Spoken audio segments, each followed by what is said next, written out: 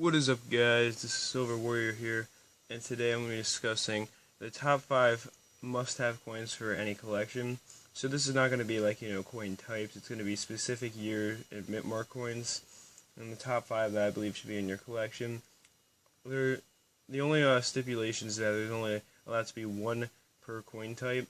So what I'll probably be doing is one for penny, one for nickel, one for dollars, one for $half coin, and then one for quarter, because those are the very common denominations of the U.S. Like the 3-cent and 2-cent coins I do have myself, but they're not nearly as common. So I'll just be going, and these aren't in any particular order of me favoring one over another. It's just I'll be starting with penny and going up to dollar coin. So let's get right into this. Oh, and actually one more thing. The coins that I'm about to list are not going to be the most expensive. They're going to be, I think, the best investment in terms of, mintage compared to price, and, coins that are undervalued right now but have a potential to be more valued in the future, and just that sort of thing. So, let me just start this off for you guys. So at number 5, I do have the 1909 S wheat penny, not the 1909 SVDB, but there is a reason for this, okay? So let me explain myself. Now, as you may know, the mintage on the 1909 SVDB was exactly 484,000, and at G4 this coin will cost you around 450 bucks. Now, the 09S, on the other hand, has a mintage of 1,825,000, and in G4 it will cost you 50 bucks. Now, what I'm saying here is that even though the 09S is less than 4 times more common, it is 9 times cheaper. So when you think about that, that means that the coin is either A, the 09S VDB is overvalued, or the 09S is undervalued. And I think that because of this, the 09S overall is a better buy. You can get them a lot cheaper. At 50 bucks it's a key date coin, but it's not so rare that people are going to be, not willing to sell them for cheap prices. Not like an 09S VDB where it's actually a little bit hard to get your hands on one. 09S is pretty common. Still, it's common enough where you can actually get it for a decent price. And even in MS63, it only goes for 235 bucks. While, that's still around half the price of a G4 or 9S VDB. And therefore, I just think that it is a really good investment in terms of value to mintage ratio, and I think there's a lot of money to be made on these coins in the future. I think that if you can pick them up real cheap and hold on to them, you can definitely make something, with them. I just think that overall they are a good investment for you, and, I was actually thinking about either this one or the 14D, but I realized that I think that the mintage ratio is still a little bit better than this coin, because the 14D, they made, 1,193,000 of them, but in G4 it cost 110 bucks. So I think the 14D is another coin that's a little bit overvalued in terms of its, ratio. But the 09S was kind of overshadowed by the 09S VDB for rarity. So definitely, just a coin that still holds its value very well, but it also has a lot of potential to grow in the future as people see more value in it, and there's a lot of money to be made. So, the next coin I'm going to be discussing, and this one was a really tough choice. There's a lot of good nickels out there to choose from, honestly. There's a lot of really good ones for me to find, and so it was very, very tough for me to figure this one out, because there's a lot of different nickels that hold a decent amount of value, and overall, I chose the 1921S, and let me explain why. So, the 21S, there's something very interesting about this coin.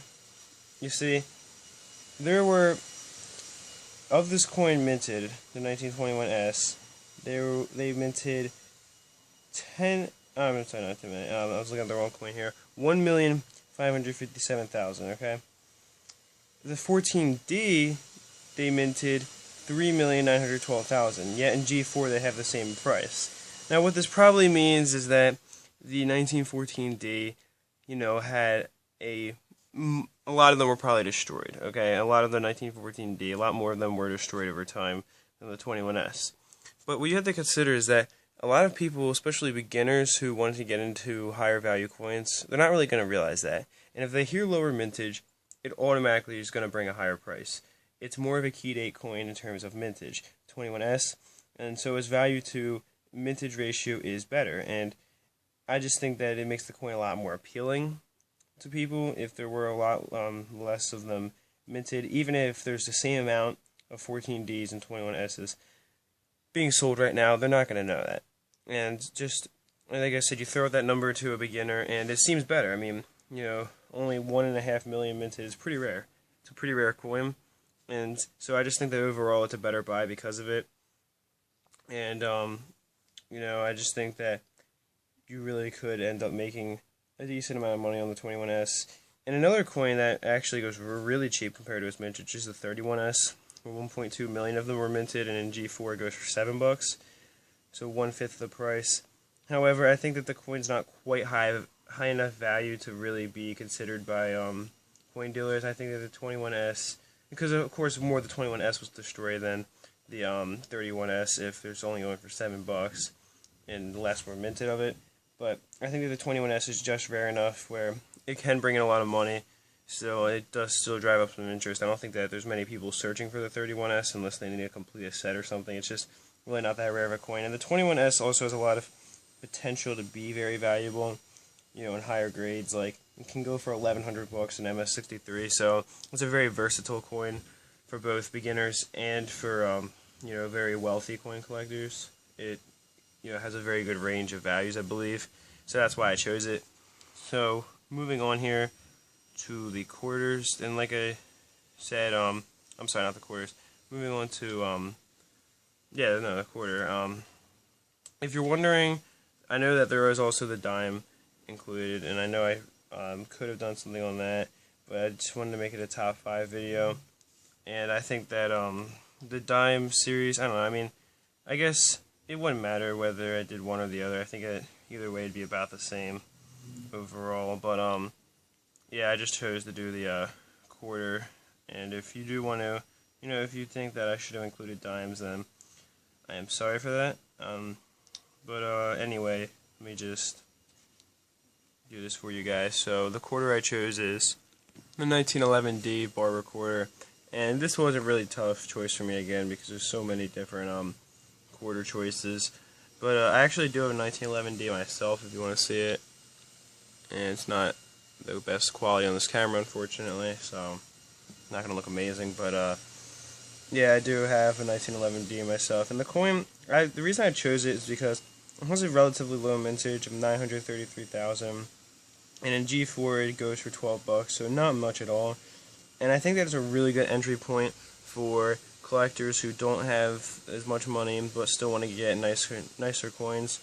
And also, again, it's very versatile because even in MS63 it can go for as much as $650. So the coin can go up very valuable, but it can also be a very low value coin and still be a semi-key date. It still is a rare date in the series, and so therefore it can still